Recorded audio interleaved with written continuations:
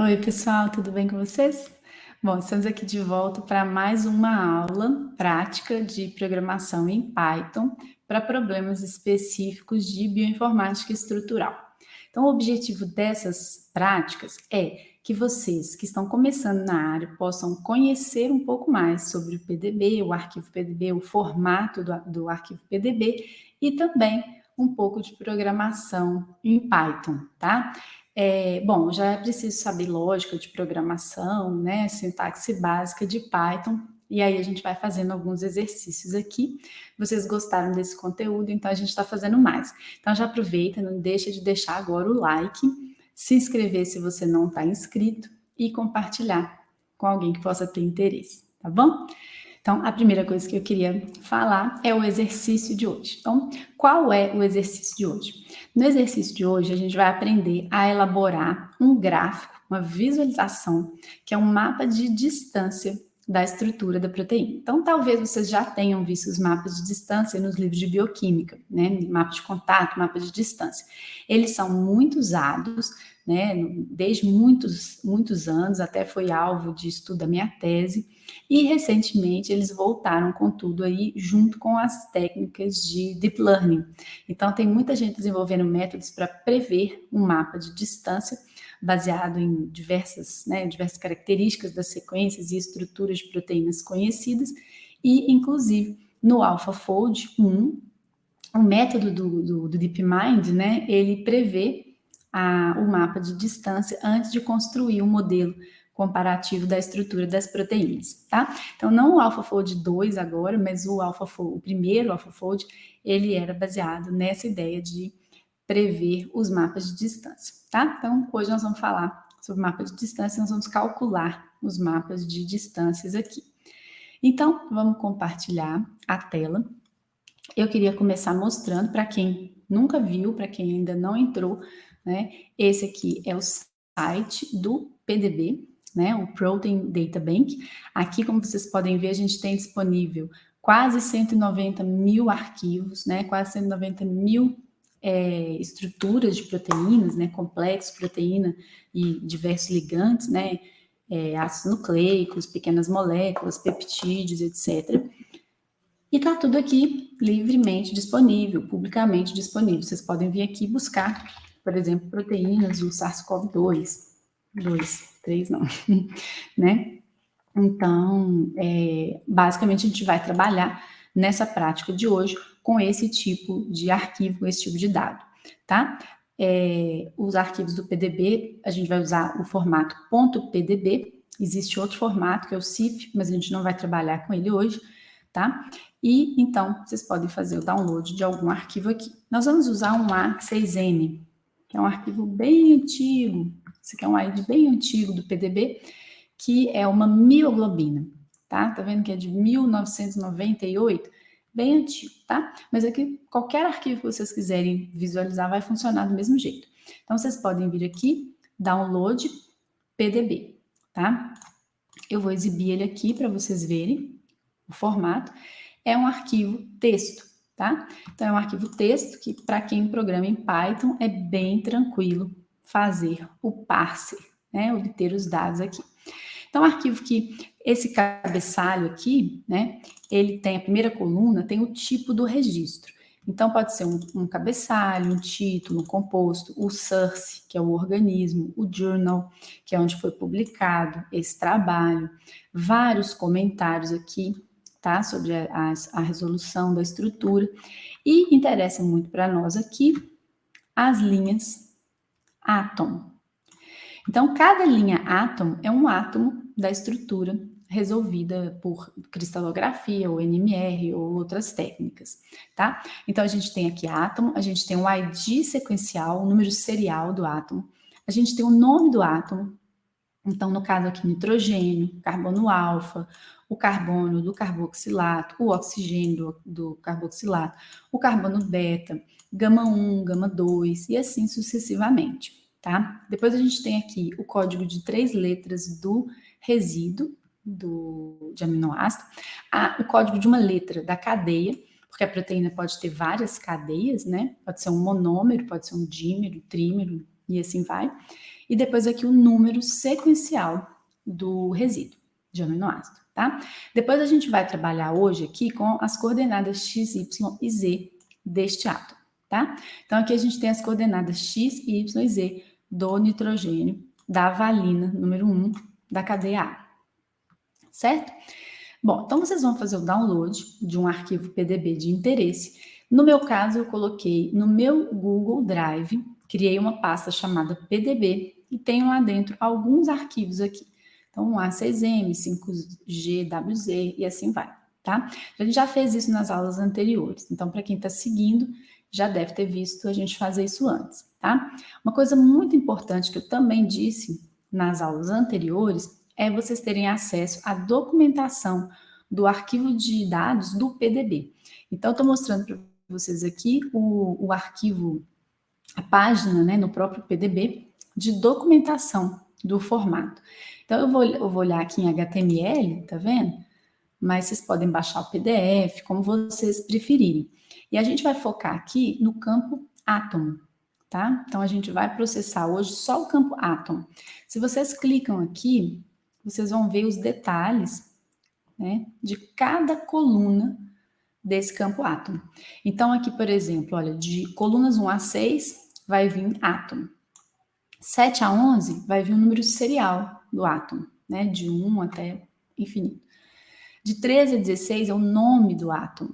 A coluna 17 é a cadeia.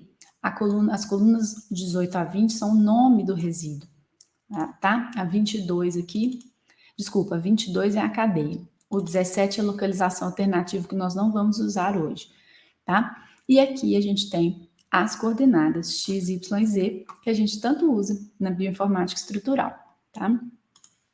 Bom, então vamos aqui ao Google Colab, a gente está fazendo todas as nossas práticas no Google Colab, o endereço é colab.research.google.com, a gente vai abrindo aqui, criando um novo, tá? Bom, e aí eu já tenho um pronto aqui do lado, né? Então vou dando umas olhadinhas no meu aqui, para ficar mais dinâmico e mais simples. Inclusive, uma coisa que eu gostaria de fazer aqui é, eu vou adicionar um texto, eu vou explicar aqui o que é o mapa de distância, tá? Então, mapas de distância são matrizes quadradas em que a sequência de uma proteína é representada em ambos os eixos x e y e que o valor de cada célula XY é a distância euclidiana, né, em angstroms, entre os resíduos x e y da proteína. Então, o mapa de distância ele é uma representação muito fiel da estrutura da proteína. No finalzinho aqui a gente vai mostrar um pouquinho sobre isso, tá? Então, a gente vê no mapa as hélices, as fitas beta, os contatos paralelos e antiparalelos na estrutura. Muito legal mesmo, tá? Bom, então a primeira coisa que a gente vai fazer é abrir o nosso arquivo, né? Então, assim, a primeira coisa que a gente tem que fazer quando vai trabalhar com o arquivo que está no Drive é montar o Drive, né? Então, a primeira coisa eu vou criar uma função def, que vai chamar lerarquivo, e ela vai receber como parâmetro o nome do arquivo. Feito isso, tem que configurar meu teclado. Feito isso, a gente pode trabalhar com o arquivo, né? Então, eu tenho que importar aqui a biblioteca de Google Colab, biblioteca Drive, tá? Isso porque eu estou lendo um arquivo que está no meu Drive. Então, eu vou montar meu Drive, drive.mount, e aí, isso aqui é padrão, tá? /content,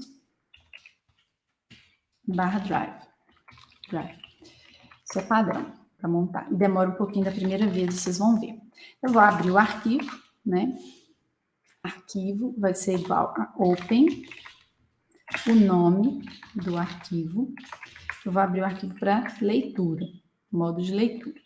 Vou obter as linhas do meu arquivo.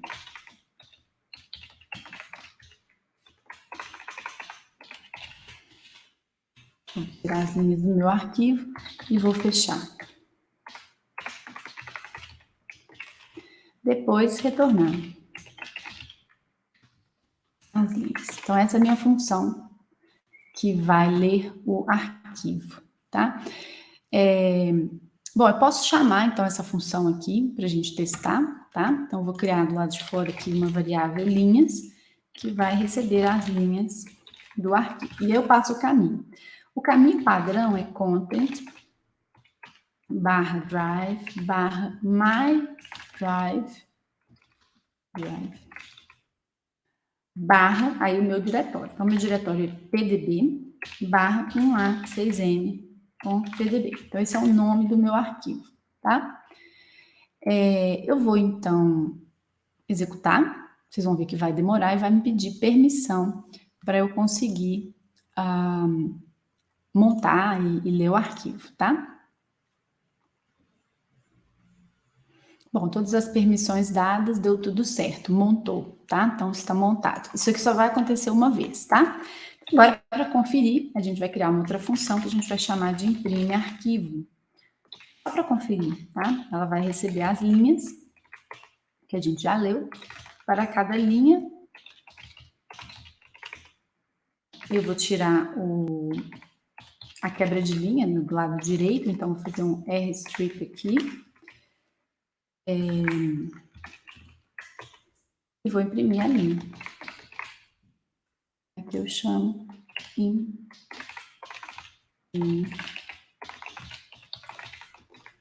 passo as linhas, né?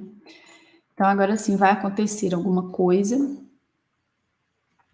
que é a impressão de todo o arquivo enorme, tá?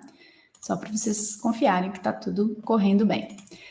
Feito isso, a gente tem um arquivo, né, no PDB que pode ter várias cadeias, tá? Um arquivo PDB, se for um vírus, por exemplo, pode ter dezenas de cadeias. Então, a gente vai querer uma única cadeia.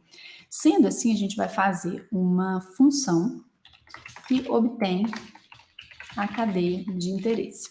Vai receber o nome da cadeia, que é uma letra, e vai receber as linhas, tá? Então, eu vou guardar. Se a gente voltar lá para o arquivo PDB, que a gente estava trabalhando, vou mostrar para vocês aqui, eu vou agora coletar cada átomo do meu arquivo PDB. E eu vou colocar, então, cada átomo num dicionário, tá? Cada átomo vai ser o valor de uma posição do meu dicionário. Então, eu vou criar aqui um dicionário chamado átomos e vou percorrer cada linha. Espera aí que eu vou melhorar isso aqui. Aí. Para cada L, né? Para cada linha que eu vou fazer. Vou fazer isso aqui de novo. Não precisava, mas vou fazer. Tirar a quebra de linha. E aí eu vou fazer um teste. Se as posições de 0 a 4 forem iguais a átomo, então eu registro o átomo que eu quero. E as posições, a posição 21, tá? Que é a posição da cadeia, for igual à cadeia, que eu passei aqui como parâmetro, então é a cadeia que eu quero, certo? Então, basicamente, eu vou fazer esse teste aqui, ó. Vou olhar aqui. Então, as primeiras 4 posições tem que ser átomo, esta posição aqui tem que ser a cadeia que eu passei, tá? E eu vou fazer um mapa de distâncias apenas entre os carbonos alfa, tá? Poderia ser qualquer átomo, todos os átomos, inclusive. Mas, neste caso, aqui eu vou colocar end a posição 13 a 15 igual a CA. Aí alguém pode me perguntar, bom, mas como é que você sabe que é de 13 a 15? Exatamente por causa dessa documentação aqui, olha. 13 a 15, na verdade, é essa aqui, olha. Tá? É o nome do átomo. Só que acontece o seguinte, eu quero... eu tenho que lembrar que em Python as listas, né, começam de 0. Então, quando eu tenho aqui 13 a 16, tem que ser de 12 a 15, tá? Aqui, na verdade, aqui, ó, de 13 a 16... Ah, tá certo. É porque o átomo, ele vem com espaços, tá? Eu esqueci desse detalhe aqui, então foi importante até de mostrar, tá? Vem com espaços antes aqui. Então, eu já sei que a posição que eu preciso é exatamente essa daqui, tá? De 13 a 15. Bom, então, continuando, que a gente vai fazer? A gente vai pegar, então, os itens que nos interessam ali, segundo aquela tabela da documentação do PDB também, tá? Então, eu quero o número sequencial do resíduo, que eu sei que vai estar nas posições 22 a 26, tá? 22 a 26, e é um número inteiro. Então, eu já vou fazer um cast aqui, forçar esse número a ser convertido em inteiro. Eu vou pegar o x, que eu sei que é um float, e está nas posições L, 30 a 38. Vou copiar isso aqui, Y, Z. O Y, ele está da 38 a 46. Aqui está da 47 a 54. Se vocês compararem isso aqui com a documentação do PDB, vocês vão ver que eu antecipo sempre um número aqui, tá bom? Porque começa de 0. Bom, e aí eu vou preencher, então, o meu dicionário. Então, átomos de RESEC. Então, a chave do meu dicionário vai ser o número do resíduo na sequência e o conteúdo vai ser uma tupla X, Y, Z. Ou seja, né, as coordenadas tridimensionais do átomo, tá? Então, o que eu estou fazendo aqui com essa função? Estou pegando todas as coordenadas tridimensionais de todos os carbonos alfa da cadeia desejada, tá bom? Então, eu tenho que retornar isso aqui. Retorno átomos, certo? E aqui, então, eu vou comentar essa expressão. Cadeia recebe, obtém, cadeia. Eu passo a cadeia A e eu passo as linhas, tá bom? E aqui eu vou imprimir a cadeia, só para vocês verem o dicionário que volta, tá? Vamos imprimir. Eu sei que demora um pouquinho, né? Ah lá. Bom, então aqui tá, né, dizendo que o drive já foi montado e tal, né? Mas a gente vai até melhorar um pouquinho isso aqui. E aqui a gente tem o nosso dicionário. Então, o resíduo número 1 tem estas coordenadas aqui. Menos 3,526. Vamos conferir. Olha, o carbono alfa do resíduo 1, aqui. Certinho, tá? Então, é isso. Aqui, para evitar, né, da gente ficar montando de novo né, o diretório, tudo, o drive, né, eu vou criar um novo código aqui, colar para baixo, tá? Isso aqui a gente vai fazer uma vez só, né? Não precisa fazer isso aqui toda hora. Então, a gente executa esse, e pronto, tá? Então, aqui vocês podem ver que ele vai até o resíduo 151, tá? Essa proteína tem 151 resíduos de aminoácidos. Bom, continuando, então, a gente vai criar um novo pedacinho aqui de código e agora a gente vai fazer o cálculo do nosso mapa de distância, tá?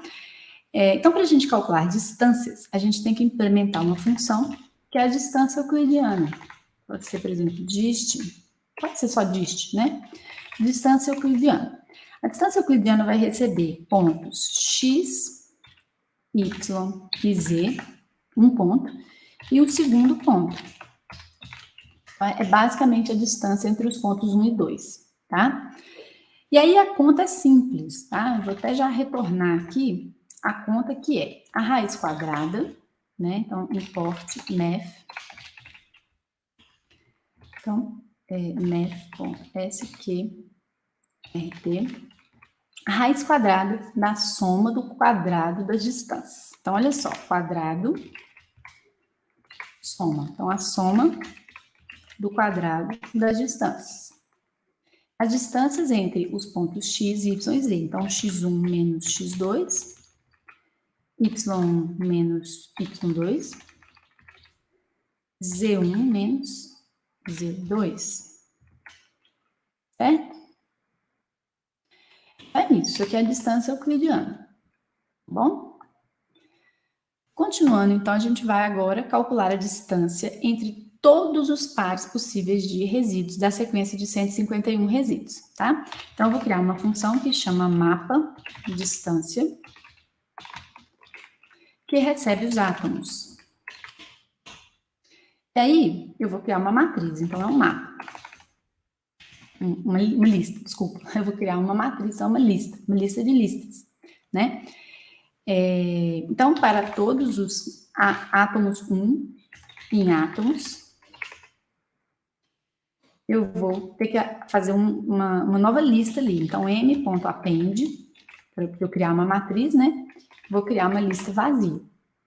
Uma lista de listas. E aí, para cada átomo 2 em átomos, eu vou calcular a distância de todos contra todos. Então,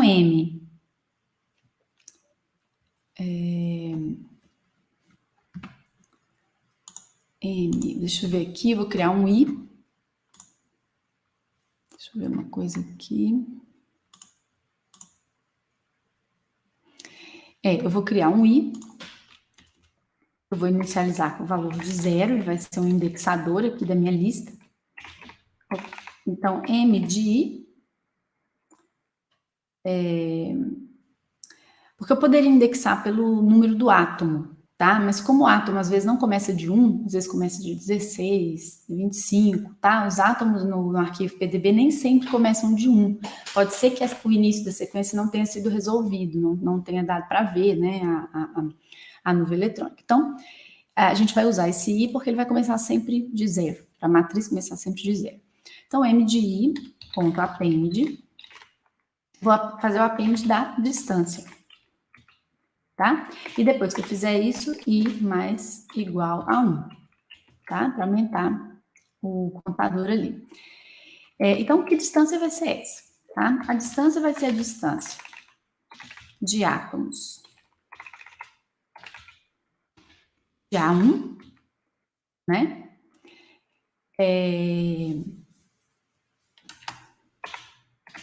Até acho que eu posso mudar um pouquinho aqui, tá vendo a minha implementação ali? Acho que eu vou tentar mudar um pouquinho o que eu já fiz. Aqui eu tinha passado para essa função as coordenadas x, y, z, x, y, z. Eu posso fazer assim ou posso passar pontos, né? Tipo assim, ó, P1, P2. Aí aqui eu tenho que fazer diferente. Aqui eu tenho que fazer assim, olha, P1 de 0, P2 de 0. Entendeu? Porque P é uma tupla, né? Então, eu até posso fazer assim, ó, x igual a 0, y igual a 1, z igual a 2, só para ficar bonitinho. Então, é o x do P1 e o x do P2. O y do P1 menos o y do P2. Certo? O z do P1 menos o z do P2. Eu acho que ficou melhor assim, tá? Então, a distância recebe 2 pontos e ele faz a distância euclidiana, que eu passo esses 2 pontos. A gente vai ter que testar, porque eu não fiz assim antes, né? Então, não estava testado. Então, nisso eu calculo a matriz, retorno a matriz. E aqui, fora da função, para testar, até posso colocar m, né? Igual a mapa distância, cadeia. Eu até posso imprimir também. Vamos fazer o teste, porque eu não tinha rodado isso antes, né? Bom, imprimiu isso daqui. Então, eu teria que fazer assim, ó, eu quero imprimir posição, por exemplo, imprimir a posição 1, 0, por exemplo.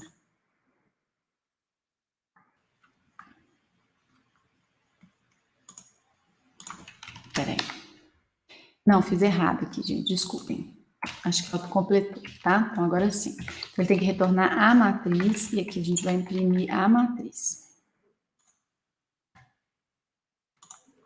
Beleza, tá? Então, aqui nós temos a matriz. Você pode observar que ela começa de 0, né? A diagonal dela tem que ser sempre 0, porque é a distância do resíduo contra ele mesmo, não é mesmo? Então tá, então a gente tem uma matriz enorme aqui, 151 vezes 151 posições, espero que esteja certinho.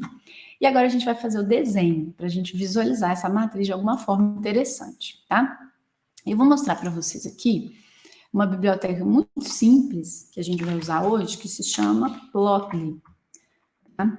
E eu estou mostrando porque tem muita coisa legal lá de visualização, até de dados biológicos. Então, você tem visualização de sequências, tá?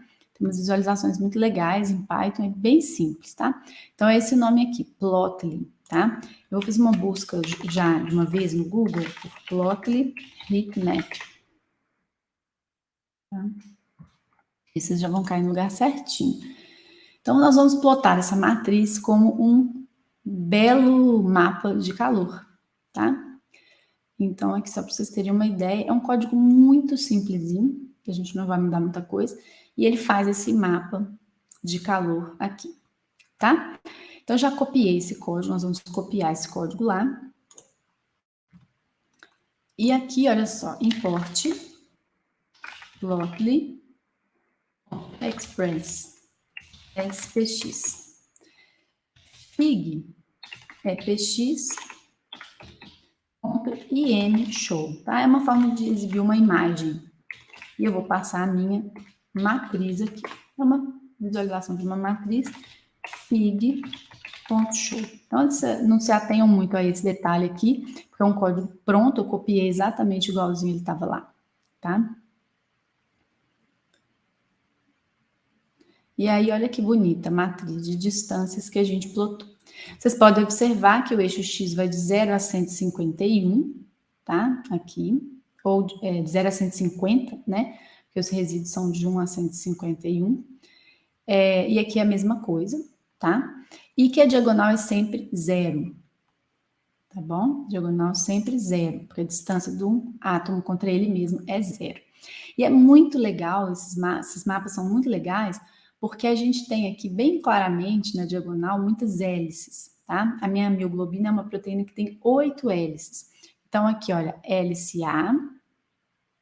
Não, na verdade não, aqui, ó, peraí. Volta aqui. Hélice A termina aqui, ó.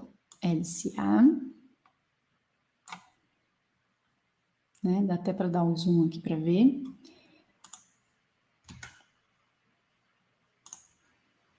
Aqui tem um recortezinho, ó, hélice B.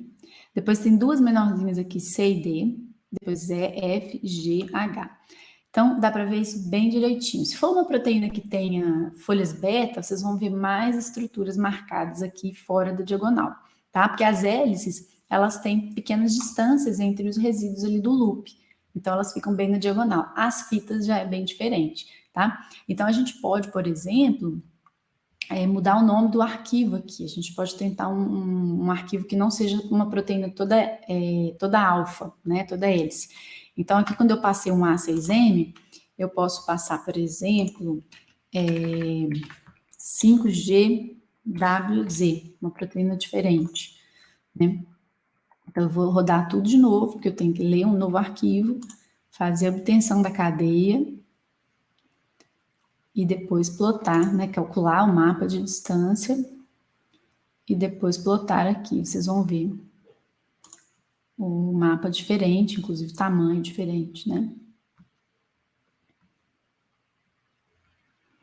Tá vendo?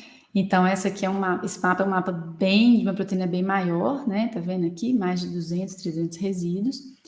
E é interessante a gente ver que ela tem domínios, tá?